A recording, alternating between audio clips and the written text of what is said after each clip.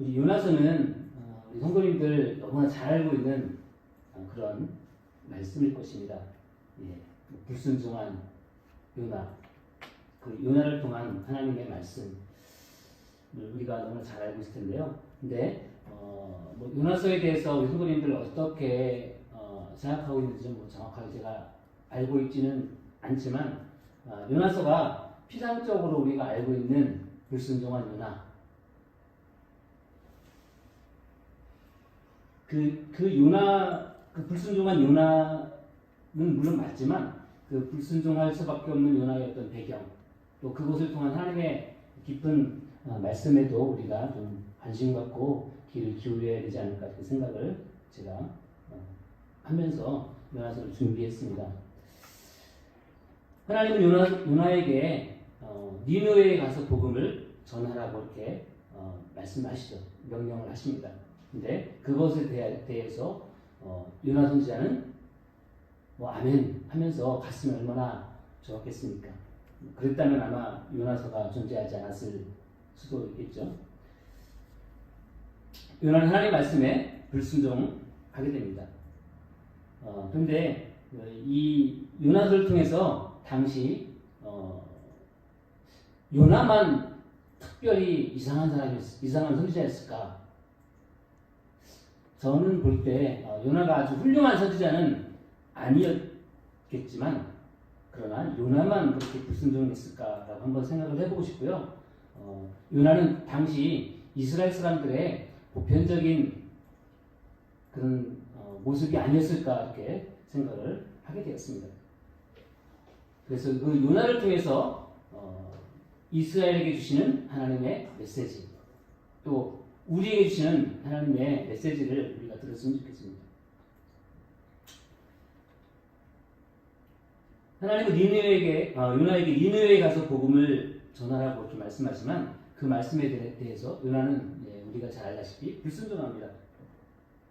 왜냐하면 어떻게 보면 그 요나가 보였던 반응은 어쩌면 단순한 당연한 어떤 반응이지 않았을까 이렇게 싶기도 합니다. 왜냐하면 그 니느웨는 그 아시리아의 수도이고요. 그 니느웨는 이스라엘을 침략한, 또 이스라엘을 살육하고 도륙한 적국입니다.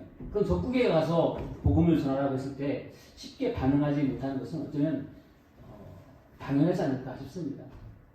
그것은 뭐 똑같다고는 볼 수 없겠지만 우리에게 그 일본에 가서 선교해라고 말했을 때 아멘 하시는 분들이 많이 계시겠지만 그것에 대해서 어떤 문화적인 장벽, 더 나아가서 어떤 민족적인 장벽을 벗어나서 가서 복음을 전해야 되는데 그것이 쉽지 않았을 것입니다.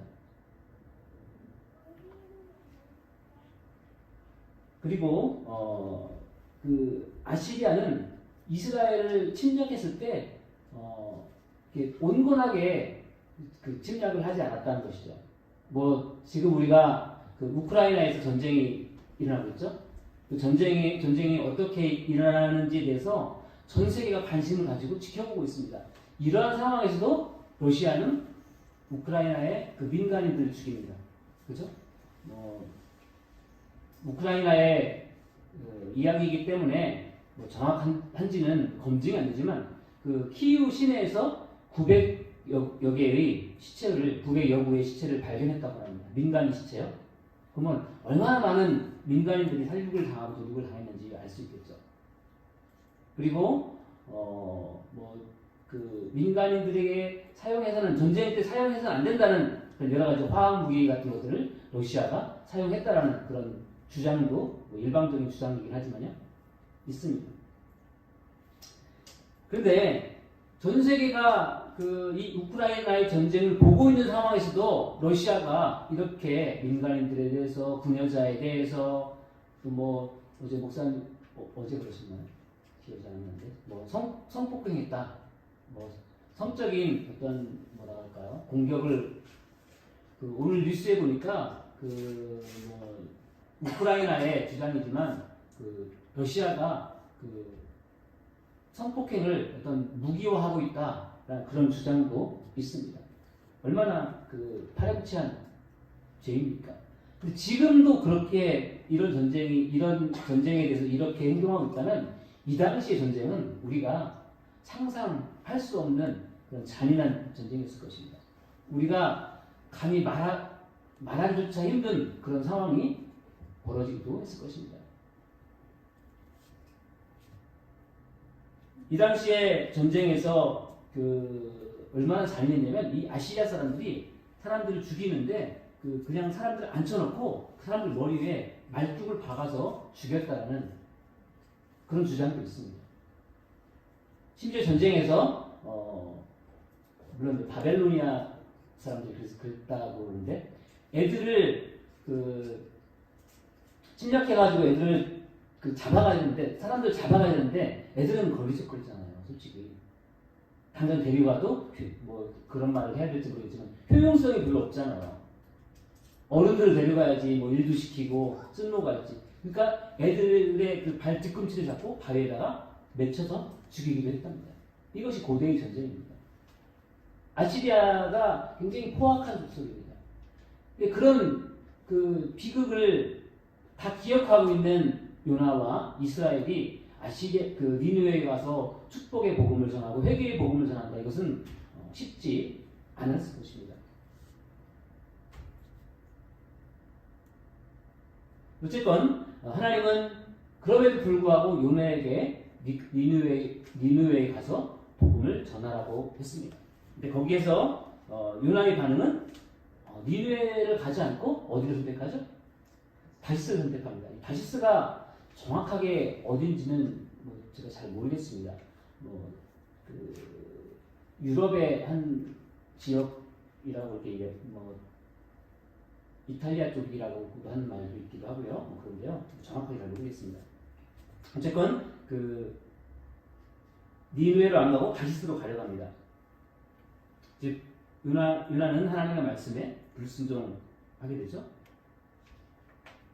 1장 3절에 보니까 요나가 여호와의 얼굴을 피하려고 일어나 다시스로 도망했다라고 그렇게 말씀하고 있습니다. 굳이 성경에서 요나가 여호와의 얼굴을 피하려고 라는 단어를 그런 문장을 사용하고 있습니다. 이 피하려고 했다는 것은 죄인의 특징이라고 할 수 있죠. 아담과 하와가 창세기 3장 8절에서 여호와께 범죄하고 여호와의 낯을 피하였다라고 그렇게 말씀하고 있습니다. 죄를 지으면 피하죠. 우리가 자녀들을 키워보면서 작은 잘못이라도 하면 애들이 눈빛이 흔들리고 또 부모를 피하려 하고 그런 모습을 많이 볼 수 있습니다. 마찬가지로 요나도 여호와의 낯을 피하였다라고 그렇게 말씀하고 있습니다. 우리가 영적으로 건강하고 하나님과 좋은 관계를 가지고 있을 때는 하나님 앞에 계속 나아가고 싶죠. 말씀을 보고 싶고 기도를 하고 싶고 예배에 참석하고 싶고 성도와 교제를 하고 싶고 목사님께 가까이 나아가고 싶고 목사님께 여러 가지 부탁을 하고 싶고 그렇습니다. 그런데 영적으로 뭐가 문제가 있다면 그러지 않는다는 거죠. 교회에 나가기 싫어합니다. 성경을 보기 싫어합니다. 말씀을 보기 싫어하죠. 목사님께 연락이 오면 괜히 받기 싫고 목사님께 연락을 하기는 더 싫고 그렇죠. 그것이 여호와의 낯을 피함에 대한 죄인의 모습이라고 볼 수 있겠습니다.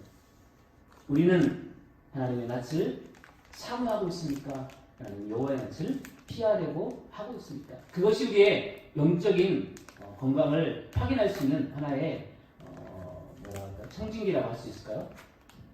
있습니다. 여호와의 낯을 피하려고 일어나 다시스로 도망하였다라고 말하는데 그때 마침 다시스로 가는 배를 탔다라고 말씀하고 있습니다. 이게 참 어려운 거죠.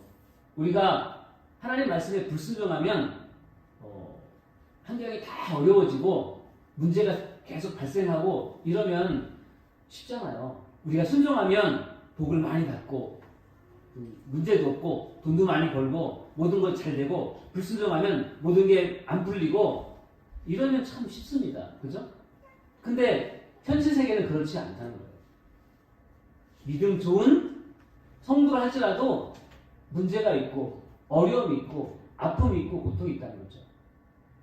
또 교회를 전혀 나오지도 않고 또 뭐 교회는 안 나오더라도 교회는 다니지만 믿음이 전혀 없어 보이는 암흑의 집사, 암흑의 성도가 집안도 잘 되고 돈도 많이 벌고 문제가 없어요. 그렇기 때문에 우리가 환경을 보면서 이 환경이 잘 되면 신앙이 좋은 거고 환경이 잘 못 되면 환경에 문제가 있으면 그 사람 신앙이 문제 있어 라고 생각한다는 것은 굉장히 위험한 판단이라는 거죠. 마찬가지로 내가 병들었어. 우리 가정에 자녀의 문제가 있어. 그런다고 해서 내 신앙이 문제 있구나 라고 생각을 뭐 할 수도 있겠지만 그것이 정답은 아니라는 것입니다. 근데 그게 그 적용을 나에게 하면 그나마 좀 괜찮습니다. 근데 우리는 나에게는 적용을 잘 안 하려는 경향이 있습니다.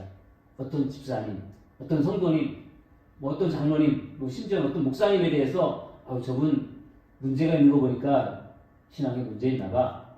이렇게 우리가 적용을 할 수 있다는 거죠. 성경은 그것에 대해서 전혀 동의를 하지 않는다는 것이죠. 요나가 여호와의 낯을 피하고 하나님 앞에 불순종해서 니느웨로 가지 않고 다시스로 향했지만 마침 배가 있었습니다.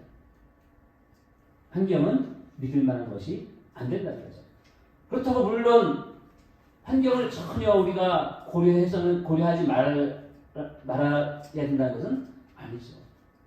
하나님은 환경을 통해서도 분명하게 우리가 말씀하십니다. 내가 무엇인가 하려고 할 때 계속 그 장벽이 생기고 문제가 생긴다. 그럴 때는 우리가 기도해야 되죠. 하나님이 우리에게 말씀하시는 것은 단계가 있죠. 문제가 생기고 어려움이 생겼어. 그럼 기도해 봐야 되죠. 근데 거기서도 우리가 기도하지 않고 하나님 찾지 않으면 하나님 때로는 우리 몸을 치시기도 하죠. 병이 생기기도 하죠. 물론 모든 병이 하나님 앞에 불순종해서 생긴다는 것은 전혀 아닙니다. 믿음 좋은 성도라 할지라도 병이 생길 수가 있죠. 근데 어쨌건 환경을 통해서 말씀하시고 더 나아가서 우리에게 질병을 주시기도 하시는 하나님. 그런다면 우리가 하나님 앞에 정말 기도함으로 나아가야 되겠습니다.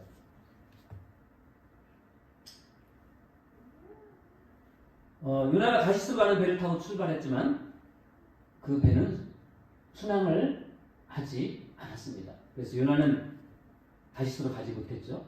중간에 엄청난 폭풍이 불어서 배가 여기저기 깨지게 되었다라고 성경에서는 말씀하고 있습니다. 배가 굉장히 위험한 상황에 직면한 거죠. 아마 잘은 모르겠지만 침몰 직전까지 가지 않았을까 싶습니다. 배에서 난리가 났죠. 저는 배를 사실 많이 안 타봐가지고요. 배에 대해서 바다에 대해서 큰 두려움은 없습니다. 뭐 바다에서 큰 풍랑을 당해본 적도 없고 제가 배를 타보긴 타봤지만 엄청나게 큰 해류를 타가지고 배 때문에 바다에서 큰 위험을 당해본 적은 없습니다. 근데 이 사원들은 뭐 배에 대한 또 바다에 대한 풍부한 경험이 있겠죠. 그들이 굉장히 놀라하면서 당황해하면서 뭐 난리가 난 듯하게 보이는 그런 장면을 보면서 지금 엄청나게 위험한 상황인 것을 우리가 알 수 있겠습니다. 그들이 무서워서 각자 자기가 믿는 신에게 기도했다라고 그렇게 말씀하고 있습니다. 1장 5절에 보니까 사람들이 두려워하여 각각 자기 신을 불렀다고 말씀하고 있습니다. 부처님 믿는 사람 부처님에게 또 뭐 다른 이방신을 믿는 사람은 이방신에게 기도를 했다는 거죠. 근데 거기서 끝나지 않고 배를 가볍게 하려고 물건들을 바다에 던졌다고 말하고 있습니다. 배가 굉장히 지금 위험한 상황에 처해 있는 것을 우리가 알 수 있겠습니다. 근데 이때 이렇게 위험한 상황에서 요나가 보였던 행동은 배 밑에 가서 자고 있었다는 것입니다. 지금 배는 침몰하냐 마냐 직전이고 선원들은 지금 두려워가지고 막 소리 지르면서 기도하면서 난리도 아닌데 그때 요나가 보이는 행동은 그냥 배 밑에 가서 잠자고 있습니다. 그것도 그냥 잠자고 있다라고 말하지 않고 깊이 잠이 든지라라고 말하고 있습니다. 깊이 잠이 들었다라고 말하고 있습니다. 성경에서 그 잠에 대해서 물론 이제 여호와께서 그 사랑하는 자에게 잠을 주신다라고도 말씀하고 계시지만 잠을 잔다라는 것은 항상 긍정적인 표현보다는 부정적인 표현이 많은 것 같습니다. 잠을 잤다는 것은 영적으로 깨어있지 못한 모습을 찾아볼 수 있을 것 같습니다. 그것도 깊이 잠이 든지라 영적으로 깊이 깨어있지 못한 영적으로 잠자고 있는 그런 모습을 여기서 찾아볼 수 있겠습니다. 우리는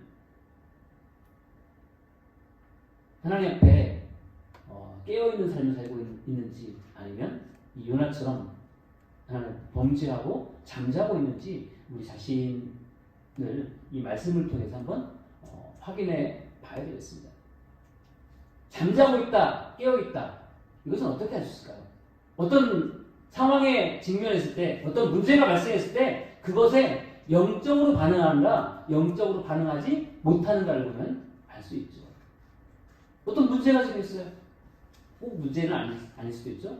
좋은 일이 발생했어. 그것에 대해서 내가 영적으로 깨어있다면 그 문제 혹은 그 좋은 일이 하나님으로부터 말미암았다. 하나님에게서 왔다라고 우리가 인지하면서 그것에 대해서 우리가 회개를 하기도 하고 그것에 대해서 감사하기도 하고 하나님께 영광을 돌린다면 그런 반응이 즉각 내 안에 있다면 이 사람은 깨어있는 사람이죠. 그런데 지금 풍랑이 일어나가지고 배가 침몰하기 직전인데도 그것에 대해서 전혀 반응하지 못하고 있다. 이것은 잠자는 것이죠. 기도하기는 우리 한별교회 모든 성도님들 영적으로 깨어있어서 하나님 앞에 하나님 주신 말씀을 듣고 또 환경에 준 하나님의 음성을 듣고 즉각 반응하여서 하나님과 깊이 있는 또 긴밀한 만남을 가지시기를 주님의 이름으로 축원합니다. 요나는 깊이 잠이 들었다라고 말씀하고 있습니다. 그런데요, 그런 요나에게 누가 찾아오냐면 선장이 찾아옵니다. 하필 또 선장이 그 배 관리하기도 바쁠 텐데 왜 거기를 지나가는지 모르겠습니다. 이거는 우연인 듯 같지만 우연을 가장한 하나님의 필연이라고 할 수 있겠습니다. 그래서 저도 그 화일이 사라졌는데 그게 우연인지 우연 속에서 우연을 가장한 하나님의 필연인지 곰곰이 지금 생각을 하고 있습니다. 선장이 요나에게 말합니다. 자는 자여 어찌함이냐. 자는 자여 어찌함이냐. 뭐 이 말이 성경에는 자는 자여 어찌함이냐라고 쓰여있겠지만 당신 왜 자? 뭐 이렇게 구어체로는 그렇게 쓰였겠죠? 너 왜 자니? 지금 잘 때야? 이렇게 말했을 것입니다. 근데 자는 자여 어찌함이냐 이 말보다는 사실 뒤에 말이 더 중요한 말이죠. 일어나서 내 하나님께 구하라. 한번 따라서 해보겠습니다. 일어나서 내 하나님께 구하라. 일어나서 내 하나님께 구하라.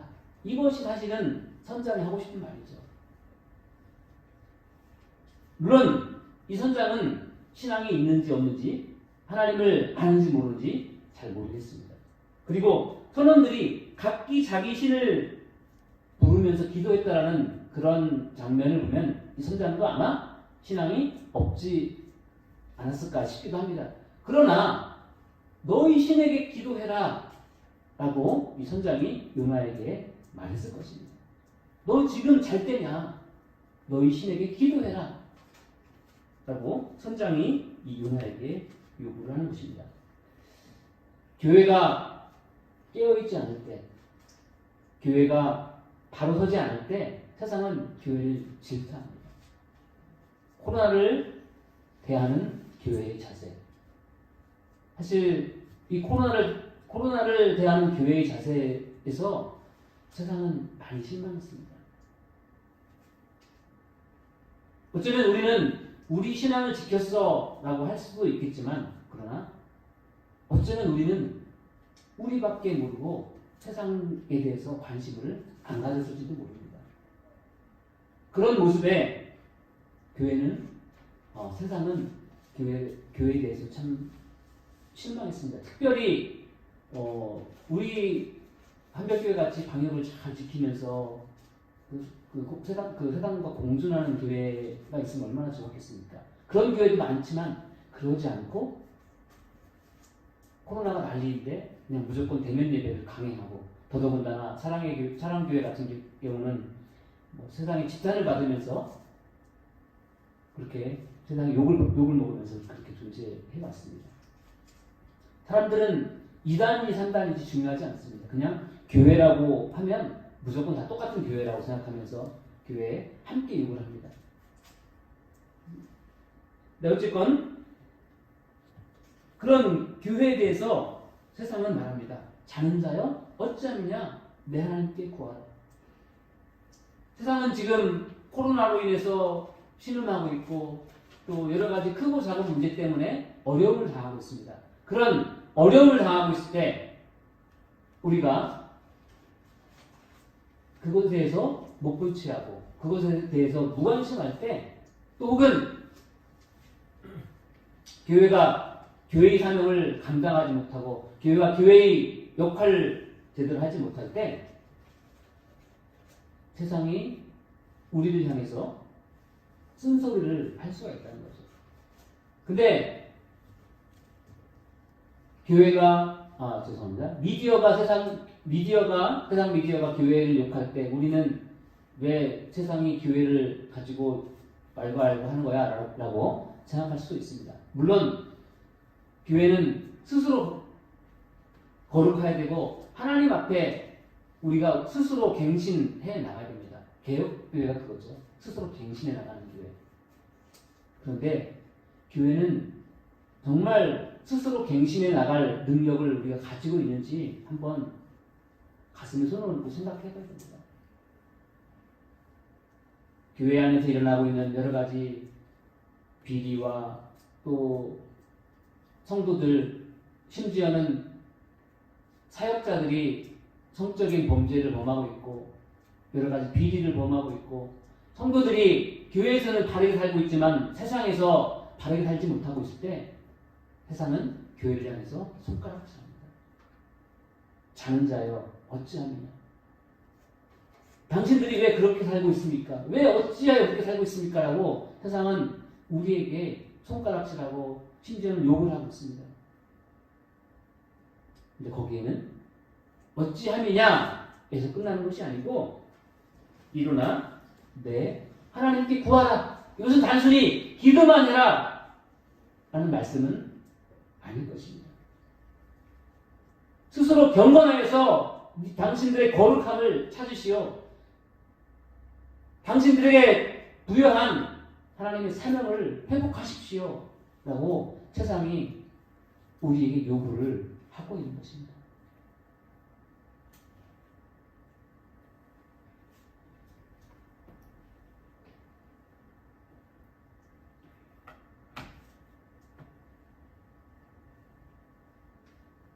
한국교회는 이런 세상의 요구에 대해서 우리가 바로 하나님의 음성으로 듣고 그것이 하나님의 음성인지 아니면 교회를 공격하기 위한 마귀의 음성인지는 우리가 스스로 구분을 해야 되겠습니다.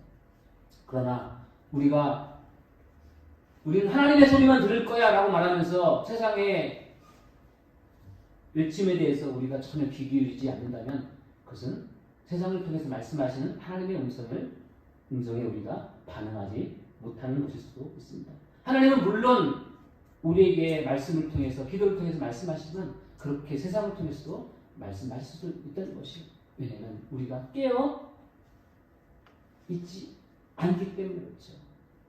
우리가 깨어있다면 하나님은 영적인 방법을 통해서 말씀하실 것입니다. 그러나 그럴 귀조차 없다면 우리는 세상을 통해서 말씀하시는 하나님의 음성에 귀를 기울여야 되겠습니다. 우크라이나에 전쟁이 일어나고 세상에 여러 가지 크고 작은 문제들이 발생할 때 교회가 그것에 대해서 전혀 관심 갖고 있지 않고 잠만 자고 있다면 세상은 우리에게 요구할 것입니다. 잠자여 어찌하느냐. 감리교는 그렇게 말하더라고요. 한숨에는 신문과 한숨에는 성경을 들고 있어야 된다. 물론 이게 뭐 정답이라고 할 수는 없겠습니다. 그런데 우리는 세상에 너무 무관심하게 살아가고 있는 것이 아닌지 모르겠습니다. 그것이 오히려 경건함이라고 우리가 그렇게 생각할지도 모르겠습니다. 그러나 절은 산속에 있지만 교회는 주택가에 있죠. 그것은 세상 속에서 빛의 역할을 감당하는 하나님의 사명을 우리가 꼭 기억해야 되겠습니다. 그래서 우크라이나를 위해서 우리가 기도해야 되겠고, 또 우리나라의 정치가들을 위해서 기도해야겠고, 정치가들이 잘못한다면 그들의 잘못을 내 잘못으로, 내 죄악으로 가슴에 품고 기도하는 모습, 그것이 세상에 깨어있는 교회의 모습일 것입니다. 그런 모습을 세상은 우리에게 요구를 할 것입니다. 그렇게 하지 않을 때 자는 자여 어찌함이냐 라고 세상은 우리에게 요구를 할 것입니다. 일어나 내 하나님께 구하라, 기도하라, 깨어있어라, 당신들의 사명을, 당신들의 본분을 제대로 지키라 라고 세상은 그렇게 우리에게 요구할 것입니다. 하나님은 이렇게 불순종하는 요나에게 다시 한번 기회를 주십니다. 하나님은 사랑이 많으시고 자비하시고 노하기를 더디하시는 하나님이죠. 어떻게 할 수 있냐고요? 우리를 보면 알 수 있겠죠. 물론 여기 나와서 말씀을 듣고 예배를 드리는 성도님들은 하나님 앞에 불순종하지 않을 만한 그런 분들이지만, 저는 제 자신을 바라볼 때 하나님 앞에 불순종할 때 하나님이 인내하시는 오래 참으시는 하나님을 저는 수없이 경험하였습니다. 그렇기 때문에 제가 하나님 앞에 감히 고개를 들지 못하고 하나님의 은혜를 생각하면 감격할 수밖에 없고 그렇습니다. 하나님은 범죄한 요나지만 그 요나에게 다시 한번 기회를 줍니다. 폭풍 가운데 요나를 제비를 뽑혀가지고 바다에 던지도록 그렇게 합니다. 그것이 요나에 대한 심판일 수도 있겠지만 요나에게 다시 한번 기회를 주는 것일 수도 있죠. 우리가 혹시 큰 문제가 발생하고 더 이상 소망이 없고 더 이상 아무 희망이 없는 것처럼 보인다 할지라도 하나님은 그런 우리에게 다시 한번 기회를 주시고 또 다시 한번 기회를 주시고 또 다시 한번 기회를 주시면서 우리가 믿음에 바로 서고 우리가 사명을 회복하고 우리가 하나님의 은혜를 회복할 수 있도록 우리 계속적으로 반복적으로 기회를 주시는 좋은 하나님이신 것을 우리는 기억하고 깨달아 알아야 되겠습니다. 그런 하나님을 우리는 체험해야 되겠습니다.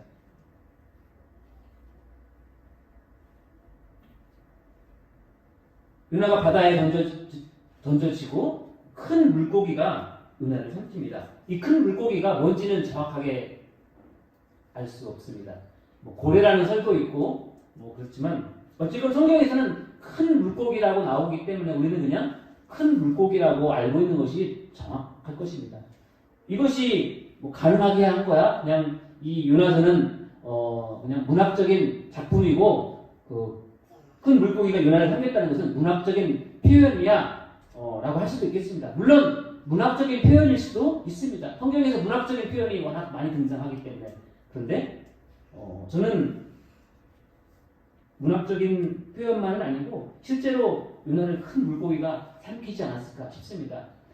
기사를 보니까 전에 어떤 선원이 그 배에서 빠져가지고 물속에 떨어졌을 때 고래가 이 선원을 삼켰다가 살아났던 그런 기사를 본 적이 있습니다. 이게 고래일지 큰 물고기일지는 모르겠지만 어쨌든 큰 물고기가 돼서 사람을 삼키고 이 요나를 삼키고 요나가 그 속에서 뭐 선상부흥회를 했다고, 선상이 아니죠, 죄송합니다. 물고기 뱃속에서 부흥회를 하고 하나님 앞에 다시 회개했다라고 하는데, 저는 이것이 실제 역사에서 일어난 사건으로 보고 싶습니다. 2장에 보니까 요나가 하나님 앞에 회개를 합니다. 그리고 나서 이제 큰 물고기가 요나를 토해내고 이제 드디어 니느웨 백성에게 요나가 도달을 합니다. 3장에 보니까 여호와의 말씀이 두 번째로 요나에게 임했다라고 이렇게 말씀하고 있습니다. 자비로우신 하나님, 또 노하기를 더디하신 하나님, 오래 참으신 하나님은 우리가 한번 불순종했다고 바로 우리를 포기하시는 하나님이 절대로 아니라는 것이죠. 우리를 회개시켜가지고 다시 한번 그 사명을 감당하게 하시는 하나님, 그 좋은 하나님이십니다. 그 요나에게 하나님 말씀하십니다. 3장 2절, 일어나 저 큰 성읍 니느웨로 가서 내가 내게 명한 바를 그들에게 선포하라 하신지라. 요나에게 다시 한번 사명을 주십니다. 혹시 사명을 우리가 감당하지 못하였다면 다시 한번 우리에게 사명을 말씀해 주시고 사명을 감당하게 하시기를 원하시는 그 주님을 만나시기를 주님의 이름으로 축원합니다. 근데 요나가 회개는 했지만, 사명을 다시 한번 회복하긴 했지만 최선을 다해서 사명을 감당하지는 않은 것 같습니다. 어떻게 보면 말씀이냐면 3장 3절에 보니까 그런 말씀이 있습니다. 요나가 여호와의 말씀대로 일어나서 니느웨로 가니라. 니느웨는 사흘 동안 걸을 만큼 하나님 앞에 큰 성읍이다. 예, 사흘 동안 걸을 만큼 큰 성읍인데 요나가 얼마 동안 말씀을 전했어요? 4절에 보니까 요나가 그 성읍에 들어가서 하루 동안 다니며 외쳐 이르되 40일이 지나면 니느웨가 무너지리다. 말씀을 전하고 사람들을 설득하고 하려면 최소 사흘 이상은 해야 되잖아요. 근데 사흘은커녕 하루밖에 안 걸렸다라고 말하고 있습니다. 요나가 얼마나 대충 했는지 모르겠습니다. 그런데 하나님의 말씀은 능력이 있습니다. 아멘. 네, 다시 한번 하나님의 말씀은 능력이 있습니다. 사흘 길을 걸어야만 할 큰 니느웨 성인데 그 니느웨 성에 요나가 가서 하루 만에 말씀을 전했습니다. 그럼에도 불구하고 니느웨 성에 회개의 운동이 일어났습니다. 이것이 요나의 경건, 요나의 열심, 요나의 헌신이 아니고 하나님의 열심입니다. 아멘. 니느웨에 대한 하나님의 사랑입니다. 아멘. 요나는 회개는 했지만 그러나 요나는 진정으로 하나님 앞에 그 사명을 감당하지 못했습니다. 그래서 요나가 했던 회개가 진정한 회개인가? 라고 질문하시는 분들도 있습니다. 그건 잘 모르겠습니다. 하나님만이 아시겠죠. 요나는 하루 동안 대충 말씀을 전하고 산 위에 올라와가지고 이제 언제나 니느웨가 망할까 기다리고 있습니다. 그런데 그런 요나에게 하나님이 너무 뜨거우니까 박넝쿨을 주시죠. 요나는 박넝쿨에서 햇볕을 피해야 했는데 그 박넝쿨이 벌레에 의해서 사라집니다. 그러니까 이 요나가 참 재밌는 캐릭터죠. 하나님 앞에 막 화를 냅니다. 짜증을 냅니다. 평범한 캐릭터는 전혀 아닌 것 같습니다. 그 상상을 해보면 얼마나 재밌는지 모르겠어요. 하나님이 요나에게 요나가 성을 내니까 4장 9절에 하나님이 요나에게 이르시되 내가 이 박넝쿨로 말미암아 성내는 것이 어찌 옳으냐 하시니 그가 대답하되 내가 성내어 죽기까지 할지라도 옳으니이다. 참 재밌어요. 그죠? 평범한 선지자는 절대 아닌 것 같습니다. 하나님이 요나에게 말씀하십니다. 여호와께서 이르시되 내가 수고도 아니하였고 재배도 아니하였고 하룻밤에 났다가 하룻밤에 말라버린 이 박넝쿨을 아꼈거든. 하물며 이 큰 성읍 니느웨는 좌우를 분별하지 못하는 자가 12만 명이요 가축도 많이 있나니 내가 어찌 아끼지 아니하겠느냐 하십니다. 에서 말씀이 끝납니다. 여기서 요나가 정말 크게 깨닫고 뭐 대우 확성을 해가지고 하나님 회개했다더라 뭐 이렇게 끝나면 참 좋겠는데 그런 모습은 없고요. 그냥 하나님 말씀이 선포되고 끝납니다. 천국에 가서 요나 선지자를 만나서 그 이후에 어떻게 했습니까? 라고 한번 물어보고 싶습니다. 이 말씀을 통해서 하나님의 마음과 우리의 마음이 얼마나 다른지 알 수 있겠습니다. 하나님이 그렇게 요나에게 기회를 주고 회개를 시켰고 요나는 물고기 뱃속에서 회개를 했지만 그러나 요나의 마음과 하나님의 마음은 정말 달랐습니다. 하나님은 요나가 열심히 선교하기를 바랬고 요나 하나님 앞에 열심히 헌신하기로 그 사역을 감당하기를 원했지만 요나는 그렇게 하지 않았다는 거죠. 왜요? 요나가 가지고 있는 민족의 벽을 요나가 넘지 못하고 있는 것을 볼 수 있습니다.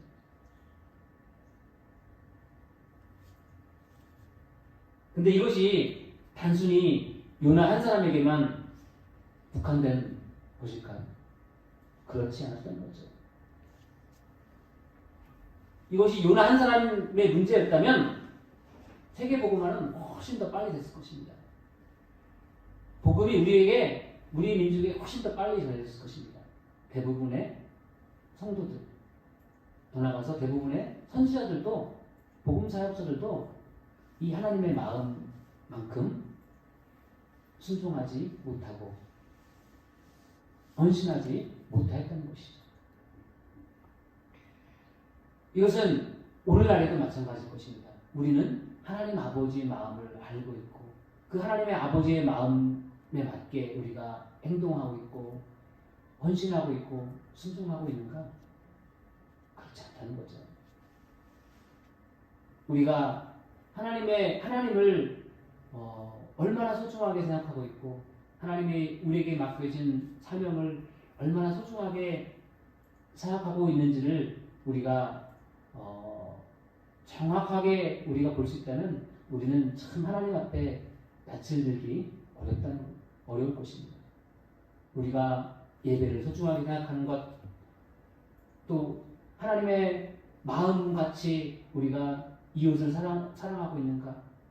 하나님의 마음으로 내 원수들을 사랑하고 있는가? 라고 질문하실 때 우리는 참 떳떳하게 대답하지 못할 때가 많을 수 있다는 것이죠. 우리는 요나서를 통해서 우리에게 말씀하시는 하나님의 음성에 귀 기울여야 되겠습니다. 자는 자여 어찌함이냐 일어나 내 하나님께 구하라. 이것은 단순히 요나에게 하신 말씀이 아니라는 것입니다. 이스라엘 족속에게 하나님이 하신 말씀이고 전 세계 모든 성도에게 하나님 주신 말씀입니다. 오늘날 한국교회 하나님 주신 말씀이고 우리 한별교회 주신 말씀입니다. 자는 자여 어찌함이냐 일어나 내 하나님께 구하라. 하나님은 요나에게 박농풀 가져갔다고 화를 내는 요나에게 내가 어찌하여 성을 내느냐라고 말씀하십니다. 요나는 내가 죽기까지 할지라도 옳다라고 고백합니다. 이것이 요나가 깨지 못한 장벽이죠. 하나님과 우리 사이에 이런 무수한 장벽들이 우리 안에 존재한다는 것입니다. 우리는 하나님 앞에 은혜를 구하고 기도하며 우리가 가져야 될 자세, 우리가 변화되어야 될 우리의 마음가짐 변화시켜주시고 우리를 바꿔달라고 우리가 기도해야 되겠습니다. 우리가 하나님 아버지의 마음을 가지고 살아가고 우리가 하나님 아버지의 마음으로 우리에게 맡겨진 사명을 감당하고 하나님 아버지의 마음으로 우리가 가야 될 길을 걸어갈 때 하나님은 우리를 통해서 영광 받으실 것입니다. 기도하겠습니다. 사랑하는 하나님 아버지, 하나님 말씀 앞에 불순종한 요나가 한국교회의 모습이 아니고 또 우리 자신의 모습이 아닌지 살펴봅니다. 박농풀을 가져갔다고 화를 내며 왜 하나님께서 니느웨를 멸망시키지 않냐고 화를 내고 있는 그 요나의 모습이 우리가 깨지 못한 우리의 연약함, 우리의 죄성이 아닌지, 우리 나약함이 아닌지 우리 자신을 돌이켜볼 수 있게 하여 주옵소서. 하나님 아버지의 마음을 우리가 깨달아 알게 하시고, 하나님 아버지의 마음으로 내가 가야 될 길을 내가 가야 될 길을 가며 내가 감당해야 될 사명을 감당할 수 있게 하여 주옵소서. 감사드리며 이 모든 말씀 예수님 거룩하신 이름으로 간절히 기도드립니다. 아멘.